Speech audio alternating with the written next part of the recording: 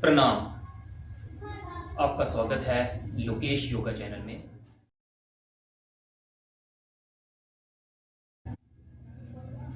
आज हम बात करेंगे दमा, अस्थमा की जो प्रॉब्लम है उसके लिए जो आज हम योगाभ्यास करेंगे। जो योगाभ्यास का जो हमारा कर्म है उसको अगर हम रोज़ाना करते हैं तो दमा, अस्थमा में तो लाभ मिलेगा ही, साथ में जो हमारे फेफड़े हैं, लंग्स हैं, वो शक्तिशाली बने।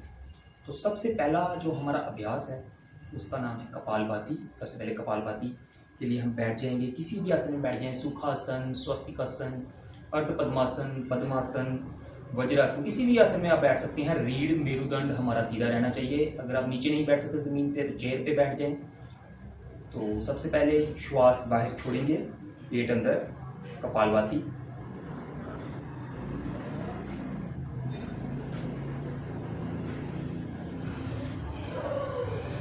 श्वास बाहर, पेट अंदर। कपालभाति के हमने 3 राउंड करने हैं। हर एक राउंड में 30 से 40 स्ट्रोक लेने हैं हमने। फिर बीच में विश्राम करना है, 1 राउंड करना है, फिर दूसरा राउंड करना है, फिर विश्राम करना है। स्ट्रोक्स लेने हैं 30 से 40, फिर उसके बाद तीसरा राउंड करना है। इस प्रकार से 3 राउंड करने हैं कपालभाति के। और कपालभाति को करने के बाद हमारा जो पहला आसन है वो है अर्धचंद्रासन। अर्धचंद्रासन के लिए हम खड़े हो जाएंगे, दोनों पैरों को मिलाएंगे, दोनों हाथों को मिलाएंगे ऊपर से, दोनों हाथ ऊपर मिल गए नमस्कार की मुद्रा में। हाथों को श्वास भरते हुए ऊपर की तरफ खींचना है। सबसे पहले ऊपर की तरफ खींचा, फिर श्वास छोड़ते हुए अपनी दाईं तरफ हमने स्ट्रेच करना है। दाईं तरफ स्ट्रेच करना है, हमें खिंचाव आएगा पूरे, इस यहाँ पे खिंचाव आएगा, खिंचाव पे ध्यान। और यहाँ पे हमने धीरे धीरे श्वास भरना है, श्वास छोड़ना है।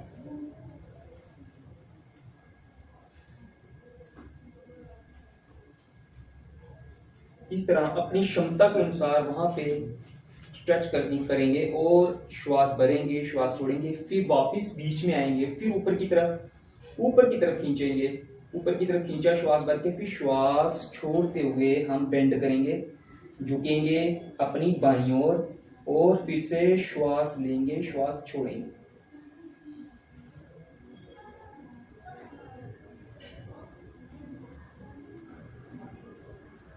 धीरे धीरे श्वास भरेंगे, धीरे धीरे श्वास छोड़ेंगे।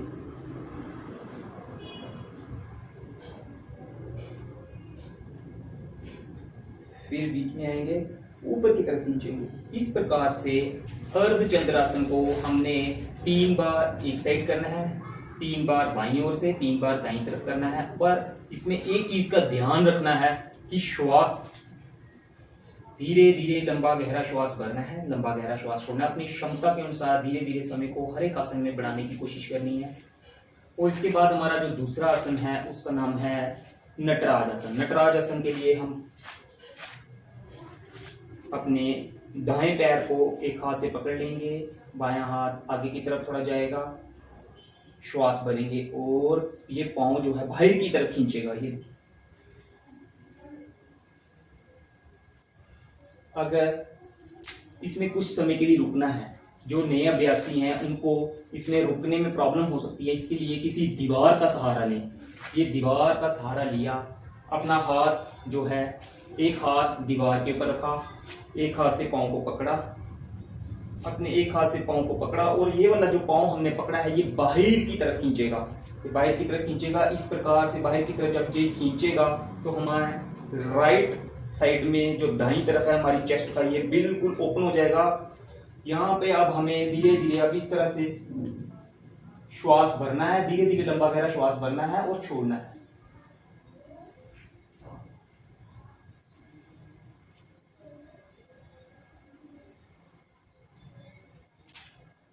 फिर धीरे से वापस, फिर इसी को दूसरी तरफ से करना है।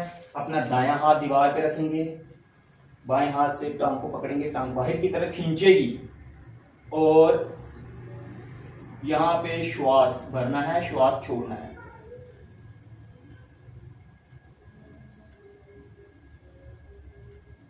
वापिस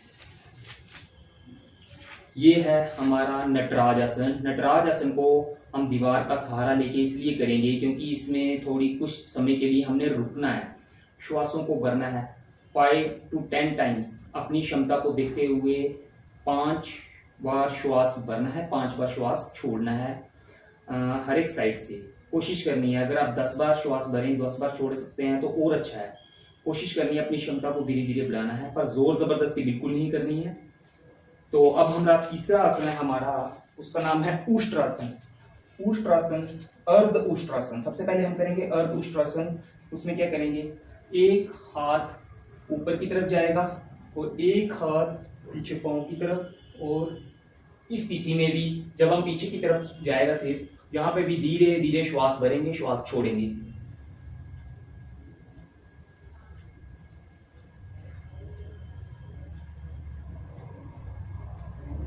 फिर दूसरी तरफ से एक बार किया। अगर हमें इस तरह पांव रखने में परेशानी है तो हम इस तरह से भी पांव को रख सकते हैं। अपने पांव को ऐसे उठाएं धीरे से, और इस प्रकार से भी कर सकते हैं।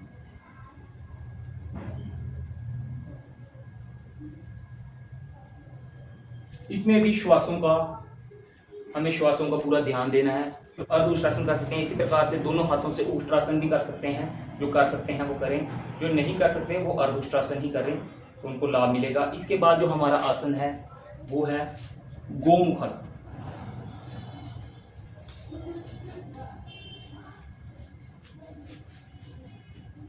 गोमुख आसन के लिए जो टांग ऊपर की तरफ है वो हाथ ऊपर से आएगा और दूसरा हाथ पीछे से जाएगा। इस प्रकार से हाथ को पकड़ लेना है, श्वास भरना है, धीरे धीरे श्वास भरना है, धीरे धीरे श्वास छोड़ना है।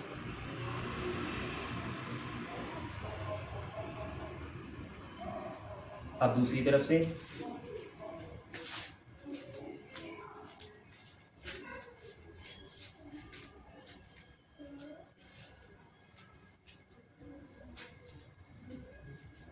अब ये वाली टांग ऊपर है तो हम ये हाथ ऊपर से ले जाएंगे।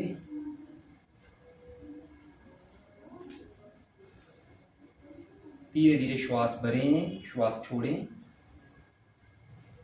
पूरा श्वास, हर बार जब भी श्वास भरें पूरे लंग्स में अच्छी तरह से पूरा गहरा, लंबा गहरा श्वास भरें। पूरा लंबा गहरा श्वास छोड़ें। जो हाथ को पकड़ना है, हमने हाथ को पकड़ना है, देखिए हाथ को पकड़ने की पोजीशन ये है। इस प्रकार से एक हाथ दूसरे हाथ को पकड़ेगा। ये अगर हम हाथ को पीछे से इस प्रकार से नहीं पकड़ सकते हैं तो हम क्या करेंगे, एक टॉवल ले लेंगे। उस टॉवल के सहारे ऊपर से एक हाथ नीचे से, क्योंकि पास अगर हाथ नहीं आ सकते हैं तो उस टॉवल का सहारा लेके भी आप कर सकते हैं। इसके बाद हम थोड़ा सा विश्राम करेंगे शवासन में। 3 से 4 मिनट का विश्राम करने के बाद उसके बाद हम करेंगे प्राणायाम। सबसे पहला प्राणायाम जो रहेगा, इसमें जो सबसे ज्यादा लाभ देता है भस्त्रिका प्राणायाम, जो हमारे फेफड़ों को शक्तिशाली बनाता है प्राणायाम है। उसको थोड़ा फोर्सफुली किया जाता है, थोड़ा श्वासों को थोड़ा जोर से भरा जाता है और जोर से छोड़ा जाता है। थोड़ा देखें इस प्रकार से भस्त्रिका प्राणायाम।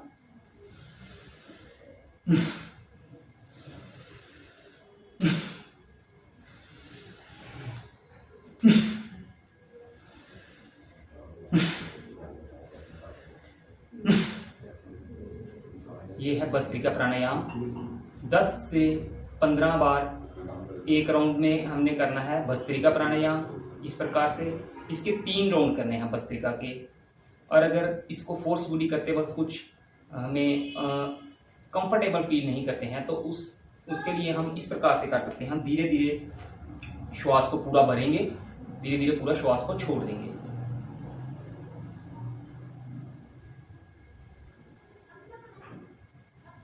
धीरे धीरे पूरा श्वास भरना है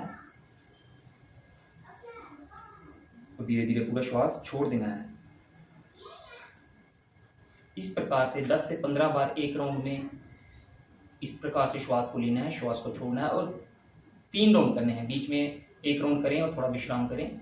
3 राउंड करेंगे भस्त्रिका के, और भस्त्रिका को करने के बाद हम करेंगे सूर्य वेदी प्राणायाम। सूर्य वेदी प्राणायाम के लिए हमने क्या करना है, अपनी बाईं नासिका को बंद कर देना है। बाईं नासिका को बंद करेंगे। दाईं नासिका से हमने धीरे धीरे श्वास भरना है।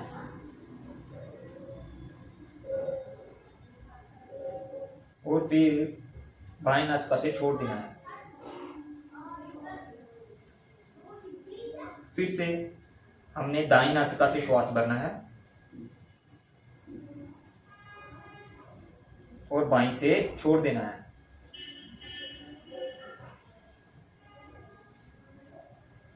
हमने सूर्यवेदी प्राणायाम में बार बार दाईं नासिका से श्वास भरना है और बाईं नासिका से हमने श्वास छोड़ देना है। सूर्यवेदी प्राणायाम भी दमा और अस्थमा में बहुत लाभ देता है। सूर्यवेदी प्राणायाम के बाद हम करेंगे भ्रामरी प्राणायाम। भ्रामरी प्राणायाम के लिए हमने अपने कान के जो छोटा सा ये फ्लैप है, इसको हमने अंदर की तरफ हल्का सा बेंड करना है। इसको जोर से बंद नहीं करना है, इसको हल्का सा अंदर की तरफ फोल्ड करेंगे और श्वास भरेंगे और आवाज निकालेंगे इस प्रकार से।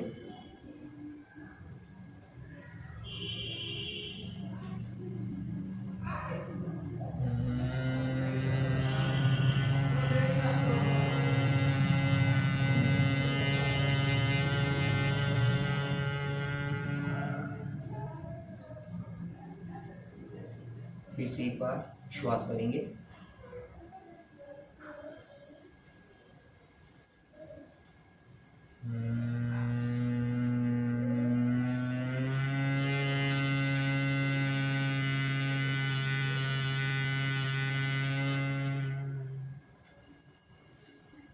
भ्रामरी प्राणायाम को भी हमने 10 से 15 बार करना है। और जैसे ही भ्रामरी प्राणायाम हो जाए, हमें आंखें बंद करके ध्यान लगाना है।